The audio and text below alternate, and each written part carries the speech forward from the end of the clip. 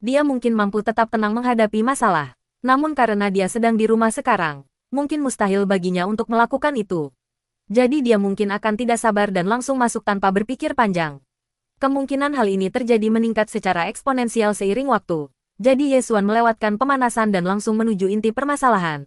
Langsung menyentuh titik sensitif si rubah kecil itu. Berdasarkan pengalaman Ye Xuan beberapa hari terakhir, semakin titik sensitif menyimpang, semakin cepat reaksinya. Fenomena ini juga secara implisit selaras dengan filosofi penciptaan alam. Semua hal berbeda, tetapi semua hal memiliki kekurangannya masing-masing. Titik-titik sensitif tidak mudah ditemukan, tetapi sensitivitasnya sangat ditingkatkan, yang mengimbangi kesulitan dalam menemukannya. Oleh karena itu, semakin jauh titik sensitif dari sumbernya, semakin kuat reaksi sensitif yang akan terjadi. Oleh karena itu, Ye Xuan langsung menuju titik-titik sensitif pada meridian Ren dan Du rubah betina kecil itu. Dia memegang kedua pantat rubah betina kecil yang lembut dan montok itu dengan kedua tangannya, lalu menekan kedua titik sensitif itu dengan ibu jarinya, mulai menekannya dengan cepat. Setelah hanya beberapa kali ditekan, rubah betina kecil itu mulai terengah-engah. Desis rubah kecil itu tak kuasa menahan desahan panjang, tetapi begitu suara itu keluar dari mulutnya, ia menggigit bibirnya untuk mencegah dirinya mengeluarkan suara. Alasan dia melakukan ini bukan karena dia takut Lao Liu akan mengetahuinya, tetapi karena dia menemukan bahwa Ye Xuan benar-benar seorang ahli di ranjang. Seperti kata pepatah, ketika para master bertarung, kita tidak bisa menentukan siapa yang terbaik hanya dengan melihat mereka. Oleh karena itu, saat Ye Xuan bergerak, tubuh si rubah kecil itu memberitahu dirinya bahwa anak ini adalah seorang master sejati. Oleh karena itu, dia tidak ingin kehilangan uang tanpa mencobanya terlebih dahulu. Melihat bahwa si rubah kecil itu perlahan mulai masuk ke dalam suasana hati yang tepat, Ye Xuan mulai mengubah ritme dan kekuatannya, membuatnya terus menebak-nebak dan sepenuhnya mengendalikannya. Awalnya, dia mampu mengikuti irama Ye Xuan, menggoyangkan pinggangnya untuk membuat dirinya merasa lebih baik. Tetapi seiring kenikmatan itu menjadi semakin berlebihan, secara bertahap melampaui batas kemampuannya, dia mulai kehilangan kemampuan untuk mengikuti ritmenya. Saat tubuh rubah kecil itu mulai menggeliat, Ye Xuan tiba-tiba menggosokkan kedua ibu jarinya, seketika menyatukan ketiga titik sensitif itu menjadi satu. Stimulasi semacam ini benar-benar tak tertahankan bagi rubah kecil itu. Oleh karena itu, pada saat itu, napasnya yang pelan tidak hanya berubah, tetapi tubuhnya juga gemetar hebat. Bahkan pada saat ini, rubah kecil itu masih sempat mengacungkan jempol kepada Ye Xuan dengan sangat anggun. Astaga, di saat seperti ini, kamu masih memberiku acungan jempol. Tanpa berkata sepatah kata pun, Ye Xuan meningkatkan frekuensinya, menggabungkan ketiga titik menjadi satu. Lalu, semua tanda ini menunjukkan bahwa si rubah betina kecil akan segera mencapai puncaknya. Tetapi setiap kali dia hampir mencapai puncak, dia dengan sengaja menekan hal itu. Ye Xuan langsung kehilangan kesabarannya dan menambahkan satu jari lagi tanpa berkata apa-apa. Ini adalah pukulan yang sama sekali tak terduga bagi si rubah kecil itu. Dia dilucuti senjatanya hampir tanpa perlawanan. Astaga, si jalang kecil ini bahkan bisa menyemprotkan cairan. Dia tidak boleh diremehkan. Wakil Direktur Liu. Dengan wanita seperti ini di tanganmu, aku hanya bisa mengatakan sebaiknya kau berdoa untuk dirimu sendiri. Dibandingkan dengan kehidupanmu yang dulu, kemajuan karir dan posisi tinggi semuanya tidak berarti. Dengan erangan panjang, tubuh rubah kecil itu seketika berhenti bergetar. Huf-huf gadis kecil yang lincah itu memejamkan matanya sedikit, bernapas terengah-engah. Ia baru perlahan membuka matanya setelah Ye Xuan menyeka cairan dari tangannya. Ye Xuan melirik rubah betina kecil itu dan berkata, 5 menit dan 8 detik. Kau kalah. Rubah kecil itu tersenyum puas dan berkata, jangan khawatir, meskipun aku menang, aku tidak akan mempersulitmu. Masakanmu sangat enak, aku akan menikmatinya dengan sepenuh hati. Ye Xuan mengabaikan rayuan si gadis genit itu dan berkata dengan nada serius, karena kau kalah, kau harus mendengarku. Jangan gunakan ketidakharmonisan dalam kehidupan seksmu sebagai alasan untuk menceraikan Direktur Liu. Adapun alasan lain yang kau inginkan, itu terserah kau dan tidak ada hubungannya denganku. Rubah kecil itu menatap Ye Xuan dengan mata berkabut dan berkata, jangan khawatir, aku tidak akan bercerai dengan Lao Liu. Aku akan menjalani hidup yang stabil bersamanya. Setelah mendengar nama Wei Wei, Ye Xuan penasaran mengapa dia tiba-tiba berubah pikiran, tetapi dia menelan kata-katanya. Selalu lebih baik menghindari masalah daripada menimbulkan masalah, apalagi karena si rubah kecil ini terlalu licik, menjauh adalah pilihan terbaik. Kalau begitu, saya berharap Anda dan Lao Liu berbahagia bersama. Setelah mengatakan itu, Ye Xuan berbalik dan berjalan menuju pintu tanpa menunggu si rubah kecil itu mengatakan apapun. Namun, ia baru melangkah 2 langkah ketika mendengar rubah betina kecil di belakangnya berkata, Syaratku agar kau tidak menceraikan Lao Liu adalah kau harus sering datang dan melayaniku. Mendengar itu, Ye Xuan tertawa dingin dan berkata, apakah kau bermimpi? Aku melayanimu. Jika Direktur Liu mengetahuinya, dia mungkin akan menggali kuburan leluhurku. Aku tidak peduli. Jika kau tidak setuju, aku tidak hanya akan bercerai, tetapi aku juga akan mengunggah video yang baru saja kita rekam secara online. Dan aku akan memastikan untuk mencantumkan nama dan identitasmu, diriku, dan Lao Liu. Mendengar itu, Ye Xuan tiba-tiba berbalik. Meskipun ada 1000 kata dalam pikirannya, pada akhirnya, hanya kata kamu yang keluar. Gadis kecil yang licik itu tersenyum menggoda dan berkata, mulai sekarang, dan menganggapnya sebagai peringatan. Apa yang kau coba lakukan? Ye Xuan sedikit mengerutkan kening sambil menatap rubah kecil itu. Lagi pula, aku menyarankanmu untuk tidak bertindak terlalu jauh. Terkadang aku lebih memilih bertarung sampai mati daripada selalu menyerah. Menanggapi kata-kata dingin Ye Xuan, rubah kecil itu sama sekali tidak marah, melainkan tertawa gembira. Kau terlihat sangat jantan saat marah. Aku hampir ingin menciummu. Dengan itu, si rubah kecil memberikan ciuman terbang yang sangat menggoda kepada Ye Xuan. Tapi sepertinya kita tidak punya cukup waktu hari ini. Mungkin lain kali. Aku akan meneleponmu saat aku punya waktu. Aku akan datang kapan saja. Mustahil. Aku harus pergi bekerja. Ye Xuan menolak dengan tegas. Jika kau ingin merasakan bagaimana rasanya 18 cm-ku, sebaiknya kau pastikan kau tahu faktanya. Paling-paling, kita hanya bisa berteman dengan keuntungan. Semakin sering ia melihat ekspresi marah Ye Xuan, semakin ia menyukainya. Ia langsung setuju. Oke, kalau begitu kita akan menjadi kekasih dan teman dengan keuntungan. Aku akan punya waktu, jadi kita bisa bertemu nanti, oke. Ye Xuan menarik napas dalam-dalam, lalu perlahan menghembuskannya dan berkata, begitu lebih baik. Oke, aku pergi sekarang. Oh, dan ngomong-ngomong, aku mungkin tidak akan punya waktu selama seminggu ke depan. Mendengar itu, rubah kecil itu langsung protes. Apa? Seminggu? Tidak mungkin. Seminggu akan menyiksaku sampai mati. Tidak mungkin. Sebelumnya, Ye Xuan berada dalam posisi yang kurang menguntungkan karena si rubah kecil telah merekam videonya. Tetapi sekarang si rubah kecil membutuhkan bantuannya. Dia tentu saja tidak akan mundur sedikit pun. Ini harus dilakukan. Baik itu baik atau buruk. Aku baru saja memulai klinikku dan aku punya banyak hal yang harus dilakukan. Ditambah aku punya banyak urusan pribadi yang harus diurus, kata Ye Xuan dengan nada tegas. Jika tidak apa-apa, maka tidak apa-apa. Jika tidak, maka terserah padamu. Melihat Ye Xuan sepertinya ada urusan, rubah kecil itu menghela napas dan berkata, baiklah, kalau begitu aku akan menggunakan Liu Tua, si kepala lobak kecil itu, sebagai perantara untuk sementara waktu. Sekarang kita bisa bilang kita sudah mencapai kesepakatan, kan? Kata Ye Xuan sambil menatap rubah kecil itu. Kalau begitu, aku permisi dulu. Rubah kecil itu mengangguk dan berkata sambil tersenyum. Jangan khawatir, aku akan membantumu menemui Lao Liu.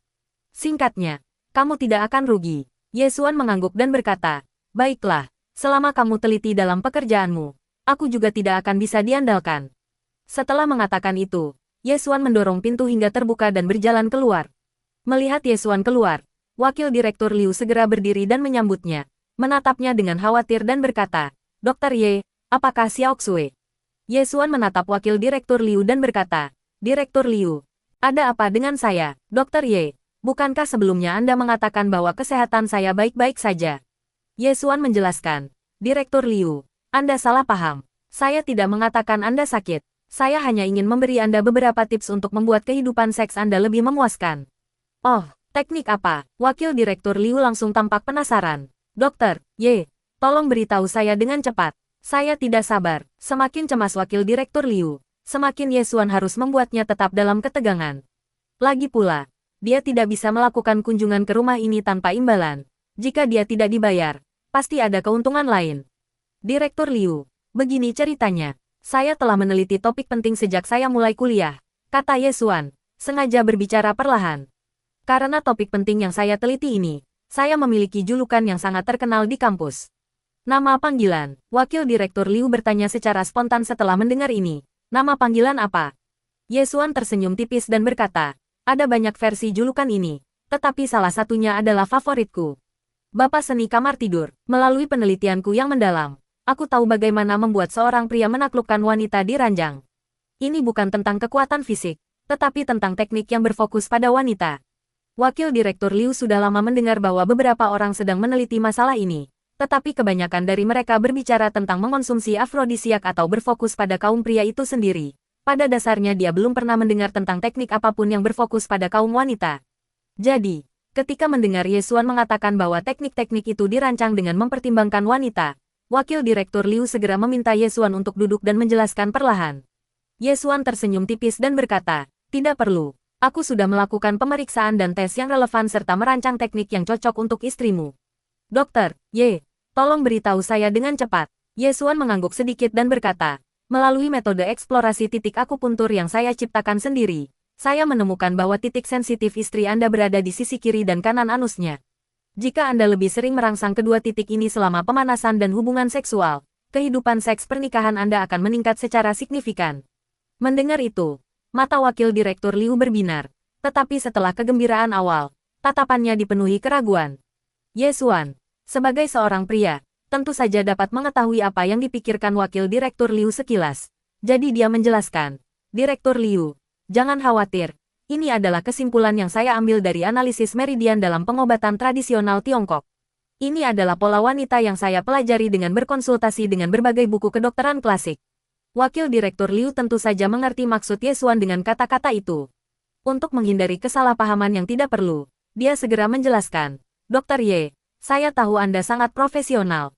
Tetapi apakah Anda benar-benar berpikir Anda dapat mengetahui Direktur tiba-tiba menelepon. Yesuan mengira itu untuk memanggilnya kembali bekerja. Jadi begitu telepon terhubung, dia langsung berkata, "Direktur, maaf, uang sewa saya sudah jatuh tempo. Dan pemilik rumah mengatakan dia akan membuang barang-barang saya jika saya tidak pindah. Jadi saya ingin meminta izin untuk memindahkan barang-barang saya ke asrama rumah sakit."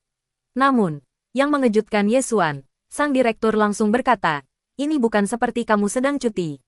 Kamu pergi menjalankan misi sementara hari ini, jadi bagaimana itu bisa dianggap cuti?" Yesuan langsung merasa senang mendengar hal ini, karena mengambil cuti bisa menimbulkan banyak masalah. Paling tidak, dia akan kehilangan bonus kehadiran sempurna, yang berarti kerugian setidaknya 3 atau 400 yuan untuk sebulan penuh. "Sutradara, terima kasih banyak." Direktur itu terkekeh dan berkata, "Mengapa berterima kasih padaku? Ini adalah hasil kerja kerasmu sendiri. Teruslah bekerja dengan baik dan mengharumkan nama departemen kita." Direktur Liu baru saja menelepon dan mengatakan kau sangat cakap, jadi beliau memintaku untuk memujimu. "Bukankah kau bilang kau tidak punya tempat tinggal? Kurasa kau tidak perlu tinggal di asrama rumah sakit lagi. Pergi saja dan tinggallah di kamar single yang rumah sakit berikan kepadaku." Sebelum Yesuan sempat berkata apapun, sang sutradara kembali menyela, "Jangan ucapkan terima kasih. Ini semua berkat kerja kerasmu. Baiklah, selesaikan semua pekerjaanmu hari ini dan datang bekerja besok." Setelah menutup telepon, Yesuan dengan gembira bersenandung kecil. Kunjungan ke rumah hari ini tidak sia-sia. Dia mendapatkan apartemen gratis. Ini akan menghemat biaya sewa sebesar 500 yuan setiap bulan, memungkinkannya untuk mengirimkan tambahan 500 yuan kepada orang tuanya dan meringankan beban mereka. Namun, Yesuan memikirkannya lagi dan memutuskan untuk tidak mengirim uang. Mereka pasti akan enggan membelanjakannya. Jadi dia memutuskan untuk hanya menyiapkan suplemen nutrisi dan mengirimkannya kembali. 40 menit kemudian, Yesuan tiba di area villa Ye Fei. Ia baru berjalan beberapa langkah ke area villa ketika ia melihat seorang pria berjas mengganggu seorang wanita. Yesuan tidak mengenali pria itu, tetapi dia mengenali wanita itu. Bahkan, dia cukup akrab dengannya. Dalam mimpinya, mereka terlibat dalam kontak yang cukup intim. Jika dia lebih berani dalam mimpinya, mereka mungkin akan melakukan kontak fisik secara langsung. Jika orang lain yang merasa terganggu saat ini, Yesuan hanya akan berjalan melewatinya dan tidak ikut campur. Tetapi karena yang merasa terganggu adalah Ye Fei, dia tidak punya pilihan selain bertindak. Pertama, ini karena pertimbangan terhadap Xiao Mei, karena mereka adalah sahabat. Jika tersebar kabar bahwa menceritakan bagaimana mereka bertemu, dan menggambarkannya dengan satu kata, maskulinitas. Yang disebut maskulinitas adalah memiliki sikap dan pembawaan yang seharusnya dimiliki seorang pria dalam tindakan dan hubungannya dengan orang lain. Yang terpenting adalah dia tidak akan mundur ketika menghadapi masalah. "Fei, apa yang kamu lakukan di sini?" Tanpa berkata apa-apa, Ye Fei berbalik dan berkata kepada Yesuan, "Aku sudah menunggumu di sini. Bukankah kau bilang akan pulang kerja lebih awal hari ini?" Melihat kemesraan di antara keduanya, Dong Xingwang langsung menyadari hubungan mereka dan berkata kepada Ye Fei dengan nada tidak senang, "Fei, bukankah kau bilang kau tidak punya pacar?" "Siapa dia?" Tanpa Ye Fei berkata apapun, Yesuan langsung bertanya, "Fei, siapakah anak ini?" Ye Fei Fei melirik Dong Xingwang dan berkata, dia hanya teman biasa, seseorang yang kukenal. Ye Xuan mengangguk dan berkata, oh, hanya teman biasa, dan kau berani memanggilku Fei Fei. Kurasa anak ini sungguh kurang ajar. Mendengar itu, wajah Dong Xingwang langsung berubah. Dia menunjuk Ye Xuan dan mengumpat, apa-apaan yang kau katakan? Ye Xuan mengabaikan Dong Xingwang dan langsung berkata kepada Ye Fei Fei, temanmu itu bermulut kotor.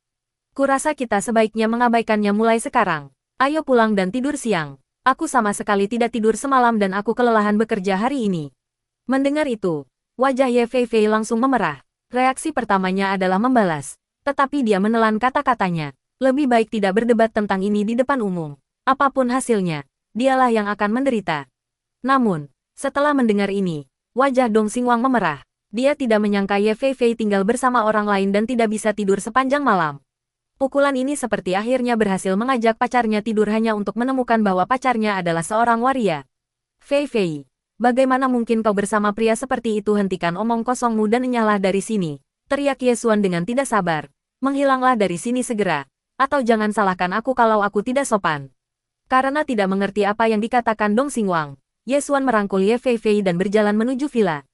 Saat Ye Fei Fei hendak melawan, Ye Xuan dengan tenang menghentikannya dan berkata, jika kau akan berpura-pura, maka aku tidak akan membiarkanmu sendirian. Anda Ye Fei Fei melirik Ye Xuan dari samping, menarik napas dalam-dalam karena marah, lalu dengan patuh membiarkan Ye Xuan merangkulnya dan berjalan pulang. Dong Xingwang tidak bodoh, dia tentu mengerti apa arti perlawanan halus Ye Fei Fei. Tanpa berkata apa-apa, dia bergegas maju, menghalangi mereka berdua, dan menunjuk ke arah Ye Xuan, sambil berkata, dasar bajingan. Namun, sebelum Dong Xingwang selesai berbicara, dia menamparkan wajahnya, meninggalkan 3 bekas jari merah terang. Lalu Ye Xuan setelah tenang, ia mengeluarkan ponselnya dan menekan sebuah nomor. Dong Xingwang secara singkat menceritakan apa yang baru saja terjadi, dan ada respons cepat dari ujung telepon. Oke, aku akan mengawasi mereka dari dalam mobil. Setelah menutup telepon, Dong Xingwang sedikit mengangkat kepalanya dan melihat ke arah Ye Xuan pergi. Awan gelap perlahan muncul di wajahnya begitu Ye Xuan dan Ye Fei Fei berbelok di tikungan. Ye Fei Fei melepaskan diri dari pelukannya dan menepiskan tangannya. Melihat ekspresi marah Ye Fei Fei, Ye Xuan tak kuasa menahan senyum tipis dan berkata, perubahan sikapmu terlalu cepat, ya. Lebih cepat daripada membalik halaman buku. Tadi kau baik-baik saja, dan sebelum aku sempat berkata apa-apa, kau sudah berubah sikap. Ye Fei Fei berhenti dan menoleh ke arah Ye Xuan, lalu berkata, apa maksudmu aku berubah pikiran lebih cepat daripada membalik halaman buku? Omong kosong apa yang kau ucapkan? Kapan aku tidak tidur bersamamu sepanjang malam? Ye Xuan berkata dengan ekspresi tak berdaya. Kau tidak berperasaan. Jika aku tidak mengatakan kita tidak berbicara sepanjang malam, apakah maksudmu kita tidur bersama sepanjang malam? Kau tahu, ada banyak penjelasan untuk tidak tidur sepanjang malam, tetapi hanya ada satu penjelasan untuk tidur bersama sepanjang malam. Anda sebelum Ye Fei Fei sempat berbicara, Ye Xuan tiba-tiba menyadari dan berkata, oh, aku mengerti. Kau salah paham maksudku tentang tidak tidur sepanjang malam. Maksudku melakukan itu sepanjang malam. Pikiranmu sangat kotor. Bagaimana mungkin seorang gadis begitu tidak terkendali? Seorang wanita seharusnya bersikap terkendali tidak hanya dalam tindakannya tetapi juga dalam pikirannya. Melihat wajah Ye Xuan yang tak tahu malu, Ye Fei Fei benar-benar ingin mencekiknya. Tetapi imajinasi hanya bisa ada dalam imajinasi, tidak akan pernah bisa terwujud. Berhadapan dengan preman seperti itu, Ye Fei Fei tidak punya pilihan selain menghindarinya jika dia tidak mampu menyinggung perasaannya. Melihat Ye Fei Fei berpaling dengan marah, Ye Xuan tak kuasa menahan senyum, lalu mengikutinya ke lantai atas. Meskipun Ye Fei Fei sangat marah, dia tetap cukup teliti dalam tindakannya. Dia tidak menutup pintu saat masuk, tetapi membiarkannya terbuka untuk Ye Xuan. Hal ini sangat menyenangkan Ye Xuan. Ia berpikir dalam hati bahwa gadis kecil ini tampaknya memiliki banyak perasaan dan kesetiaan. Meskipun ia sangat marah, ia masih membuka pintu untuknya. Sungguh disayangkan mereka tidak bisa hidup bersama. Jika ia bisa hidup dengan gadis seperti ini, hari-harinya di masa depan pasti akan penuh dengan kebahagiaan. Alasannya sederhana, gadis kecil ini bijaksana, dan betapapun marahnya dia tetap memiliki beberapa prinsip ketika melakukan sesuatu. Setelah memasuki ruangan, Ye Xuan tidak lagi mencoba menggoda Ye Fei Fei. Namun, meskipun dia ingin, dia tidak akan memiliki apa lagi yang kau inginkan. Kau tidak bisa dengan sengaja merusak hubunganku dengan Xiao Mei hanya karena ketidaknyamanan sesaat, kan? Ye Xuan menatap Ye Fei Fei dengan ekspresi bingung dan berkata, apa maksudmu aku dengan sengaja merusak hubunganmu dengan Xiao Mei? Kau salah paham. Aku hanya pindah. Aku tahu kau tidak ingin aku tinggal di sini. Jadi aku akan pindah untuk menghemat waktumu. Ini hal yang sangat sederhana. Lihat bagaimana kau bisa berpikir seperti itu. Aku Ye Fei Fei terdiam sejenak. Ia juga menyadari bahwa ia sepertinya telah membuat beberapa asumsi jahat tentang Ye Xuan. Sebelum Ye Fei Fei sempat berkata apa-apa, Ye Xuan melanjutkan. Tidak apa-apa. Aku toh akan pindah. Anggap saja ini hanya episode kecil dalam perkenalan kita. Baiklah. Aku pergi. Jaga dirimu baik-baik. Tanpa ragu, Ye Xuan berbalik dan pergi. Melihat sosoknya yang menjauh dan air mata di matanya, Ye Fei Fei tiba-tiba merasakan kesedihan yang mendalam tanpa alasan yang jelas. Bukan karena saya enggan berpisah dengannya, dan bukan juga karena saya merasa bersalah. Saya hanya merasa tidak nyaman. Sebenarnya, jika dia tiba-tiba muncul di hadapan Ye Xuan saat ini, dia pasti akan marah, karena Ye Xuan diam-diam sedang tertawa sekarang. Alasan dia terkekeh sederhana. Ekspresi sedihnya sebelumnya sengaja dibuat-buat.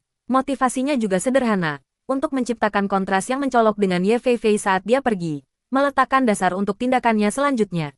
Saat Ye Xuan sampai di pintu, dia tiba-tiba berbalik, menatap Ye Fei Fei dengan kesedihan di matanya, dan berkata, Xiao Mei awalnya memintaku untuk tinggal di sini bersamamu agar kita bisa saling menjaga.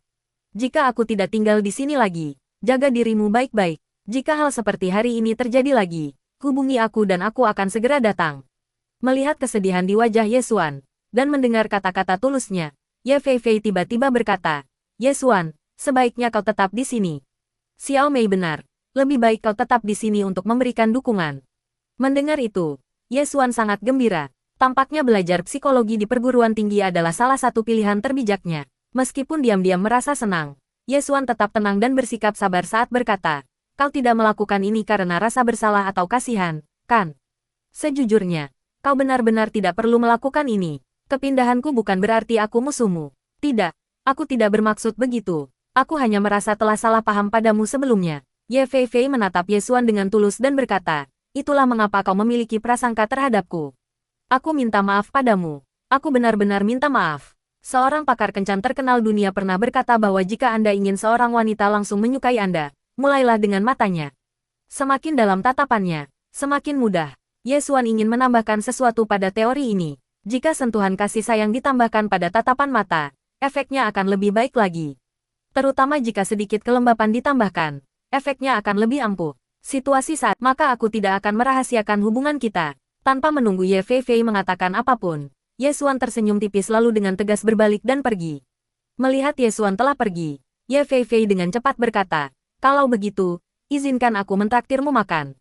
Terima kasih telah mengusir bajingan itu dariku hari ini. Ini adalah kesempatan sempurna untuk berduaan. Apalagi karena makan adalah saat di mana hal-hal romantis paling mungkin terjadi. Jadi Ye Xuan tentu saja tidak akan melewatkannya. Karena itu, keduanya sepakat untuk makan malam bersama malam itu, dengan Ye Xuan yang memilih tempatnya. Setelah meninggalkan rumah Ye Fei Fei, Ye Xuan langsung pergi ke asrama lajang yang telah disiapkan untuknya oleh sang direktur. Jujur saja, kamar asrama sang sutradara cukup bagus, bahkan dengan fasilitas paling dasar seperti TV, AC, dan kulkas. Setelah pindah, Ye Xuan menelepon sang sutradara untuk menyampaikan rasa terima kasihnya.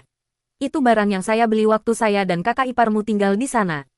Kamu bisa menggunakannya. Mendengar itu, Ye Xuan merasakan kegelisahan yang mendalam. Masa lalu sang sutradara mengingatkannya pada nasibnya sendiri saat ini, takdir yang tanpa akar dan tujuan, yang terus mengembara tanpa arah. Meskipun sutradara ini mahir dalam memanfaatkan peluang dan bermanuver, pada intinya, ia tetap bertindak demi kepentingan terbaik keluarganya. Jika dipikir-pikir, sebenarnya ia tidak melakukan sesuatu yang terlalu keterlaluan kepada saya. Ia hanya mengatakan hal-hal tertentu seperti kata pepatah. Beruntunglah jika orang lain memperlakukanmu dengan baik, dan itu hak mereka jika mereka tidak melakukannya. Lagi pula, setiap orang hanya mementingkan diri sendiri. Sutradara, terima kasih banyak atas bantuan Anda dan istri Anda. Saya akan mengunjungi istri Anda di lain waktu. Baiklah, lupakan saja. Jika kau terus berdebat denganku, aku tidak akan membiarkanmu tinggal di sini lagi. Bekerja keras mulai sekarang adalah hadiah terbesar yang bisa kau berikan padaku. Oke, kau bisa mengemasi barang-barangmu sekarang. Tidak lama setelah dia menutup telepon, Xiao Mei menelepon untuk menanyakan di mana dia berada. Ye Xuan memberitahunya bahwa dia berada di gedung asrama, di kamar asrama khusus direktur. Kalau begitu biarkan saja di situ dan jangan disentuh. Aku akan membantumu mengemasi barang-barangmu.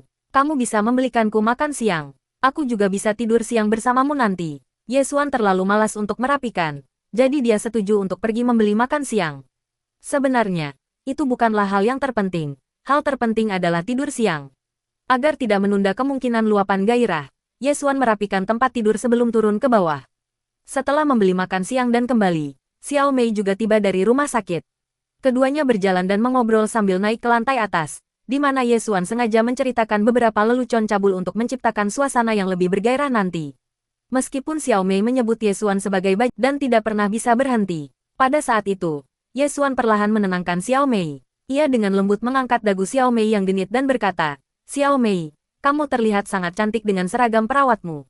Akan lebih bagus lagi jika kamu mengenakan stoking di bawahnya, terutama stoking hitam. Mendengar kata-kata vulgar itu, wajah Xiao Mei yang lembut langsung memerah. Namun, meskipun malu, dia mengangguk dan berkata, tidak pantas memakai stoking hitam ke tempat kerja. Lain kali aku datang, aku akan membawanya dan memakainya agar kau bisa melihatnya. Ye Xuan tersenyum senang mendengar itu dan berkata, kau benar, kan? Lusa adalah hari liburku. Datanglah saat kita makan siang. Baiklah, saya mengerti, Xiao Mei berkata dengan suara sangat pelan. Dan meskipun suaranya sangat lembut, Ye Xuan sudah cukup puas. Bagaimanapun, ini sudah merupakan terobosan signifikan baginya. Dan dia tidak bisa terburu-buru. Dia harus melakukannya perlahan. Sama seperti ketika seorang pria akrab dengan seorang wanita, dia tidak akan mengatakan hal-hal yang vulgar. Sebaliknya, dia akan mulai dengan menyentuh, mencium, dan memeluk, selangkah demi selangkah. Ye Xuan dengan lembut mencium Xiao Mei dan berkata, Xiao Mei, kamu sangat baik.